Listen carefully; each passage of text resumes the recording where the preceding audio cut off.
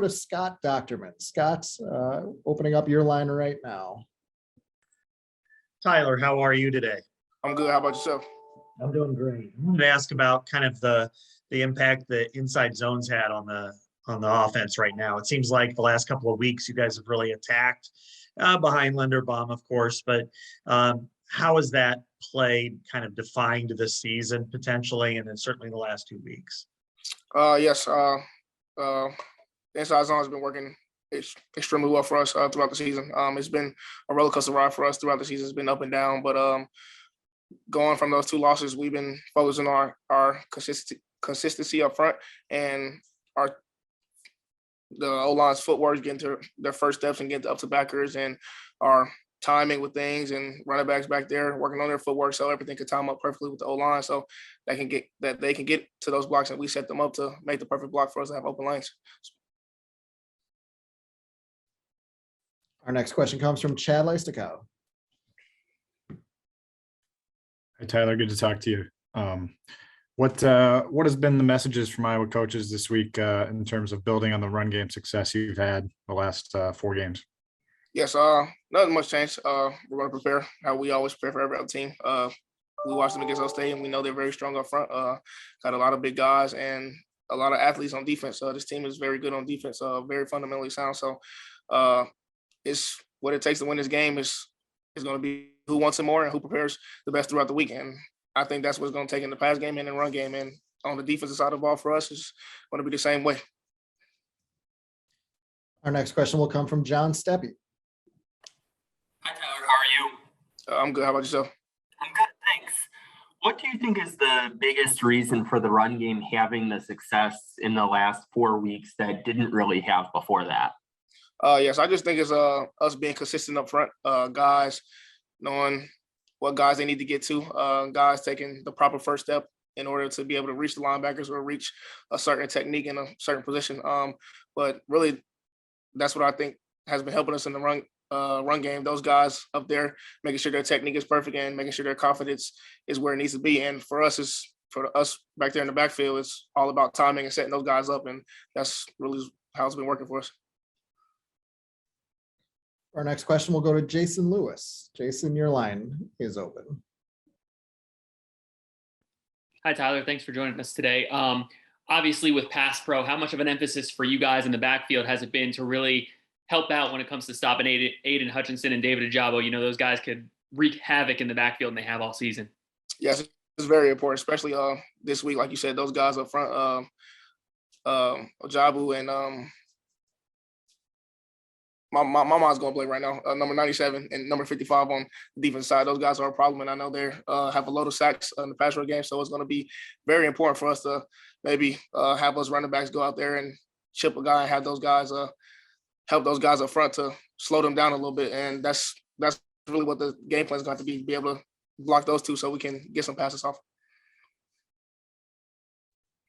Our next question comes from Kennington Smith.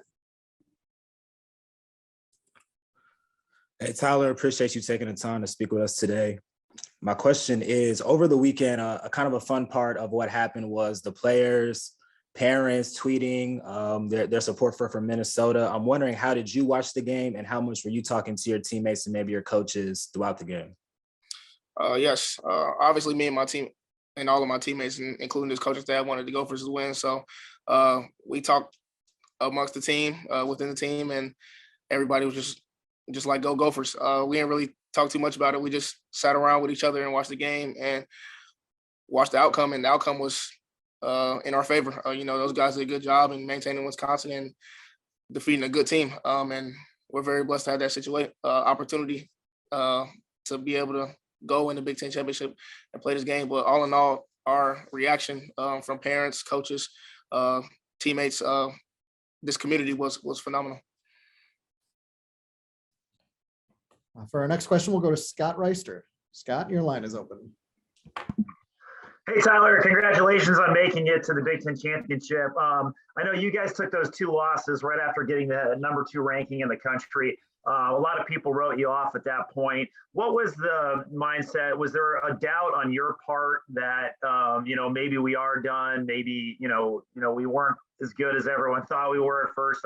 And just to kind of come back from that 2-game losing streak to where you are now. Right. First of all, I would just say our mindset was just to block out all the outside noise. Being a number 2 ranked team and then going in and losing Purdue and then next week going to lose Wisconsin back to back is not a great feeling. So for us, we just pride ourselves on blocking out all the outside noise and only focus what's going on in this building. And that's what we did. And from there, we just took it day to day and week to week and prepare for each and every team the same way we always do. And pride ourselves on being consistent. And that's what this team has shown. I've never had doubt in the guys in the locker room and the guys I play beside, because those guys always know how to fight through adversity, and that's what this team has been through injuries. Next guy stepping in and playing big time roles, or having 2 losses in a row and coming back and winning, and now have an opportunity to come in the Big Ten championship. I've never had to doubt that this team could pull through. Our next question comes from Jet Beecham.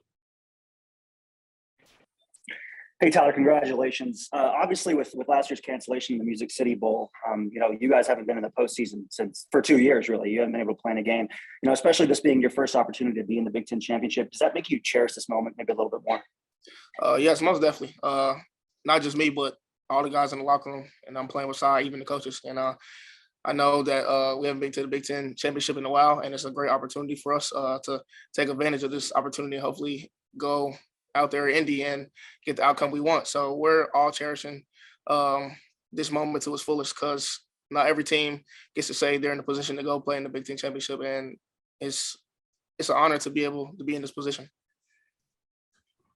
Our next question comes from Scott Docterman.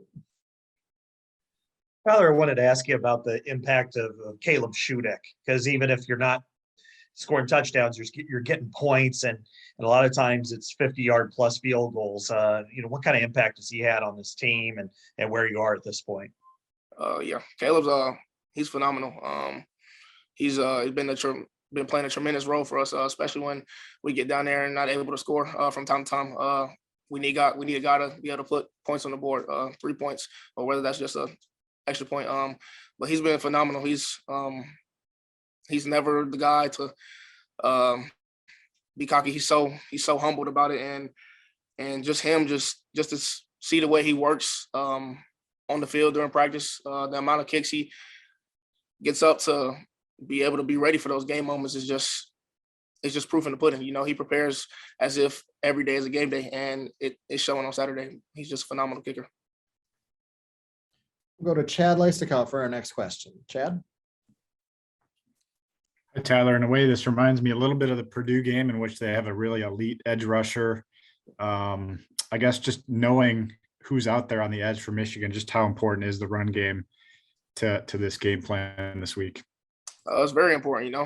We got to be able to let those guys on the opposite side of the ball of us know to respect the run. And by us being successful in the run game, it'll help us open up some pass games. Like you said, they're just like Purdue, but they also have another edge rusher on the other side, number 55 and 97, that can both get the job done. So we just have to, the guys up front just have to hone into their technique and make sure they're firm with their stances in their hands to be able to block those guys, so we won't have any type of distractions in the pass game, so we can be successful in the run game, because the pass game opens up the run game.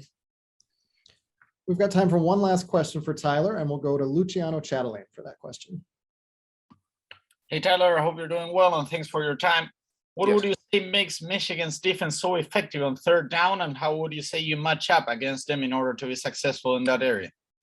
I just think what helps them the most on third down is their ability to rush the passer. They have 2 guys on the edge that's phenomenal at getting to the quarterback, and I'm pretty sure they're leading the Big Ten and getting to the quarterback. And just their front 7 as a whole, and then they have good guys in the secondary that has the capability and talents to be able to play press man every play, or sometimes just go in the zone cover. So they have phenomenal athletes, but I think the main point and main focal point of their defense for them being successful is the guys getting to the quarterback. Well, Tyler, thank you very much for your time, and best of luck this weekend. Yes, thank you.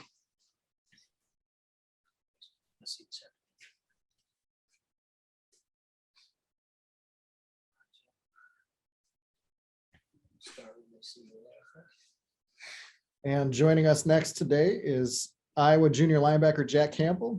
Jack, thank you very much for joining us today. If you've got any quick opening comments, you can make those, and then we'll go ahead and open it for questions. I think I'm ready to just get right into this. Sounds good. Then we'll go ahead and take our first question from John Steppe. John, we'll open up your line right now. Hey, Jack, how are you? Good. How you doing, sir? I'm good, thanks.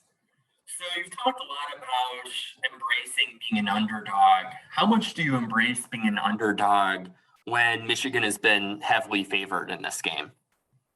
Yeah, I mean, it's kind of something that we're used to. And a lot of people kind of overlook us, which I mean, if you use it right, can be a great thing. And obviously, like looking on the other side, I mean, Michigan, they got fantastic athletes across the board, and a veteran coaching staff. So I mean, it's going to be a challenge, and we know what we're up against. So I mean, we're just going to have to embrace being the underdogs and just roll with it. I mean, it's really nothing new to us. So I'm just excited to get out there and have the opportunity to compete on Saturday. So our next question comes from Kennington Smith. Hey, Jack, appreciate you taking the time to be with us today. Going back to the weekend when Minnesota and Wisconsin were playing, did you watch the game? Did you watch it by yourself? Did you watch it with your teammates? And kind of what were your emotions like throughout that time period? yeah, so actually I'm not too far from Iowa City, so I swung home quick and got to spend a little bit of time with my family, which was awesome. I was watching it on my phone, and I was hanging out with my brothers, and we were actually hunting. But I kept my eye on the game, but it was just getting to be with my brothers was something that was kind of important to me at that time. I got the day off, so just getting to be around my family's a big part. So we'll go to Scott Docterman for our next question. Yeah, Jack, wanted to ask you just about Michigan's running game. What's made the Wolverines so successful this year, and particularly up front? Sure. How do you gauge how good they are as a blocking unit? Yeah, I mean, again, it all starts up front. Their offensive line, I mean, just big dudes, big athletic dudes.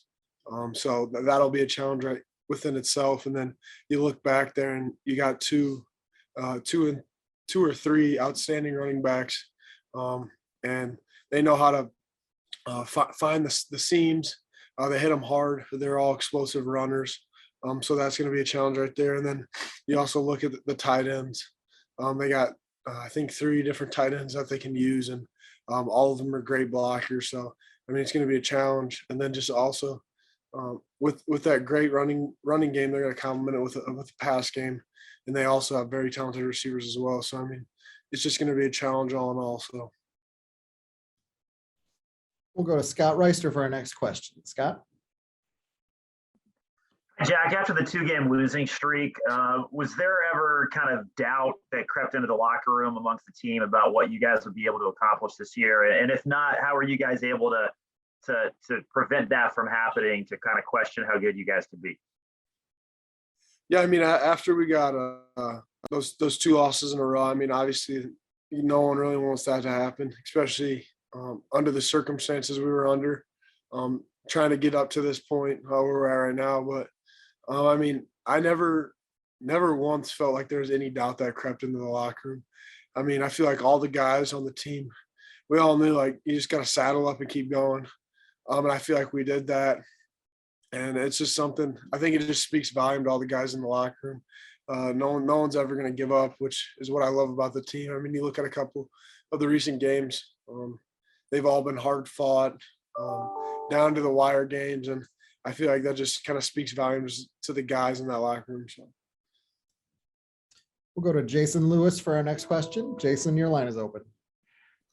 Hey, Jack. Obviously, what you've seen on film with that running back room across the way, as a linebacker, that's a big matchup coming into this week. I mean, how daunting is it when you see what Blake Corum and Donovan Edwards and Hassan Askins to do when they get to the second level and making defenders miss tackles, and how important will it be to get them down on first contact?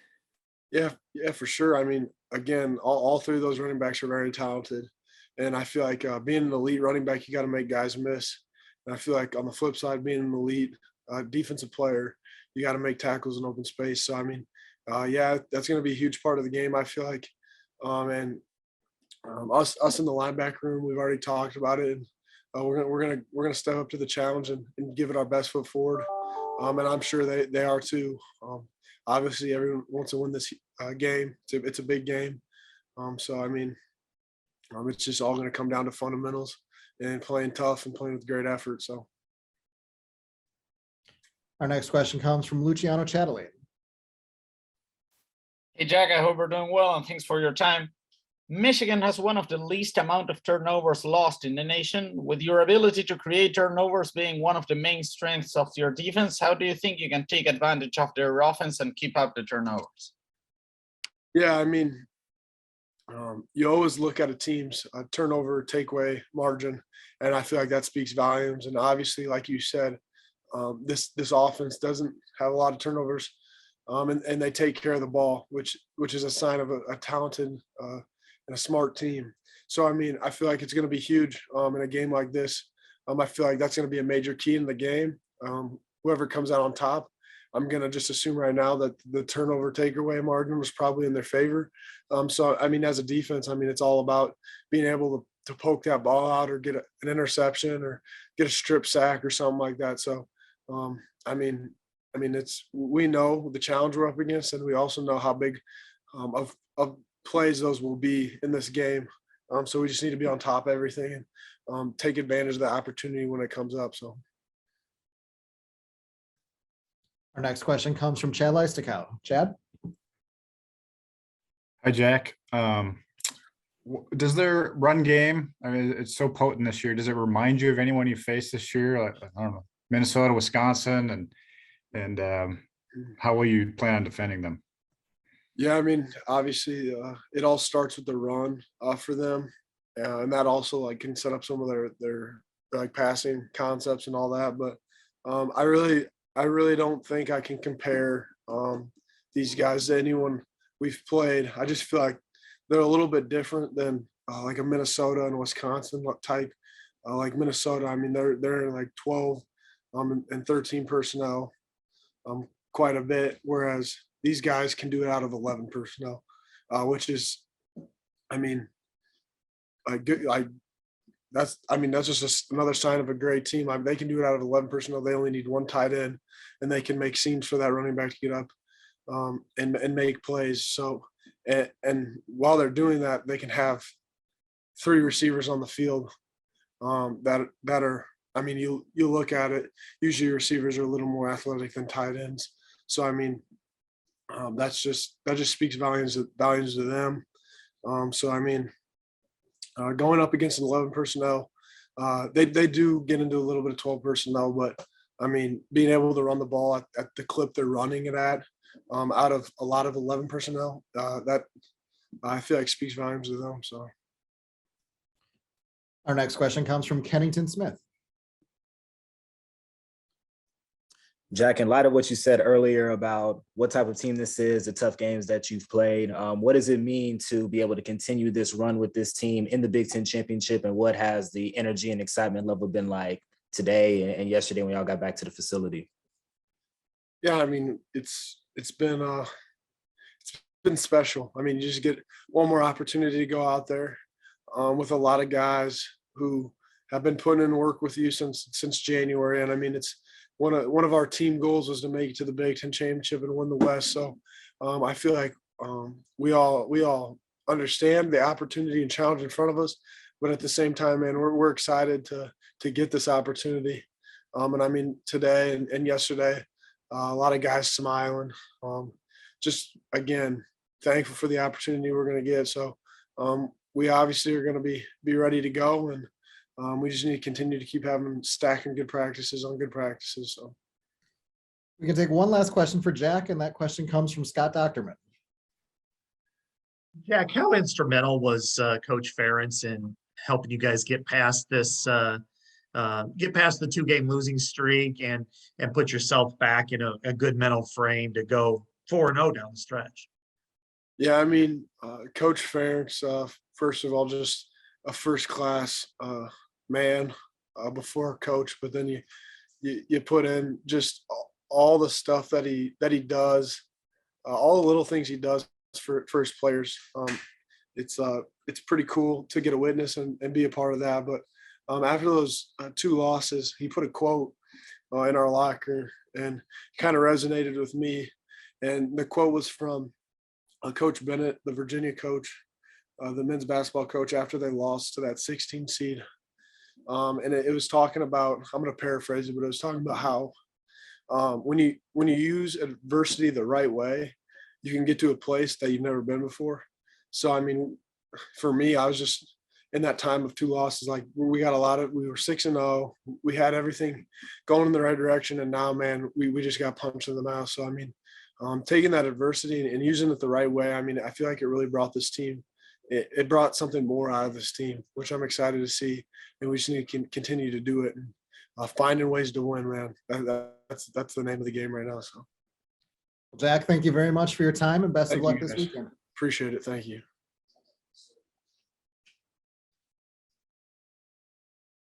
Thanks, Jeff.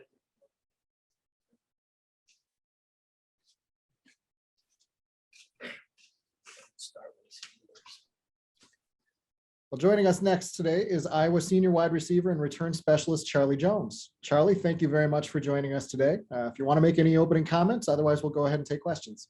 I'm good. Thanks for having me. All right. As a reminder, just raise your hand in the chat and we will call on you. And our first question will come from John Steppe. John, your line is open. Hi, Charlie. How are you? Good. How are you? I'm good, thanks. I see that Spencer is listed as the starting quarterback for this week. What have you seen from him in practice, and has he been taking all of the first team reps? Yeah, I mean, I just, even in the past couple weeks, just seeing Spence, just still work hard and continue to work hard. And today he was taking first team reps.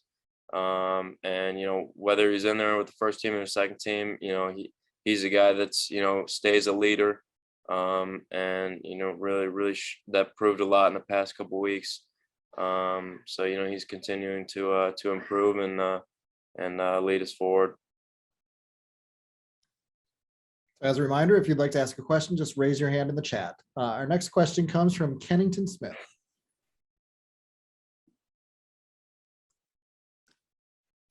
Hey, Charlie, appreciate you taking the time to be with us today. My question is, over the weekend, Minnesota, Wisconsin were playing. How did you watch the game? Did you watch the game? Was with your family, teammates, and kind of what was your emotions like throughout the game and ultimately when Minnesota won?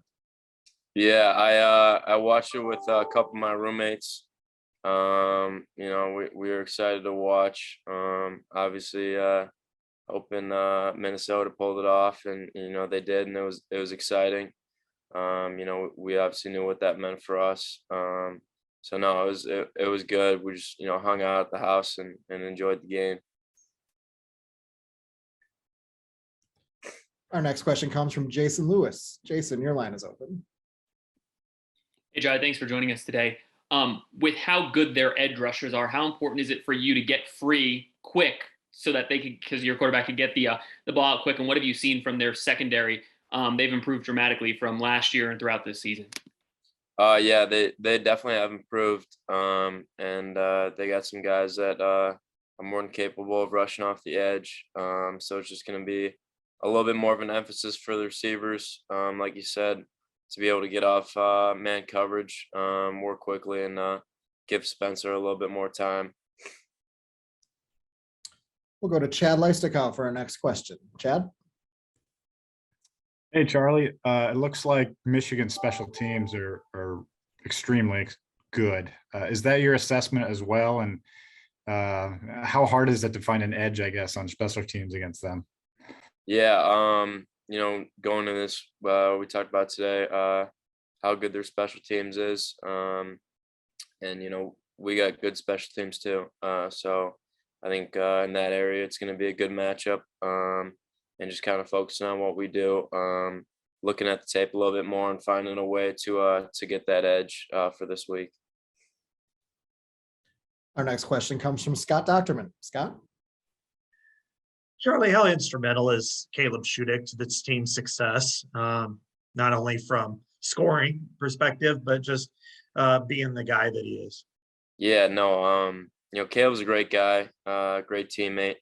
And like you see in the past couple of weeks, he's making big kicks and really key points of the game. Whether it's the offense having a little bit of struggle, Caleb stepping in and putting points on the board, kind of keeping the game alive for us. So he's been doing a really great job all year, especially the last few weeks. We'll go to Chris Heidel for our next question. Chris? Hi, Charlie. Thanks for taking my question.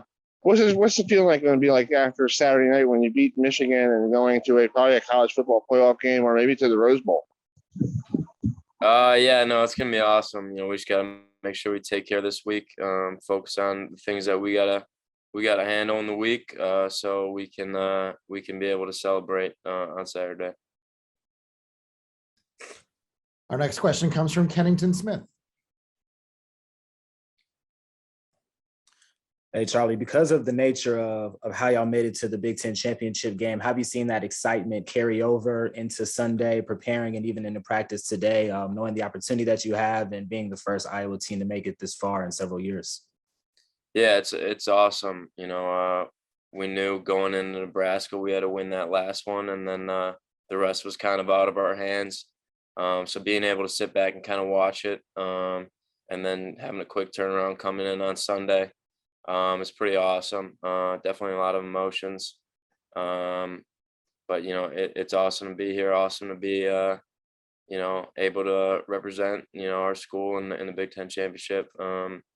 So it's gonna be pretty cool. Our next question comes from Chad Leistokow. Chad? Hey again, Charlie. As you might imagine, on the outside, everyone always has a opinion on the quarterback.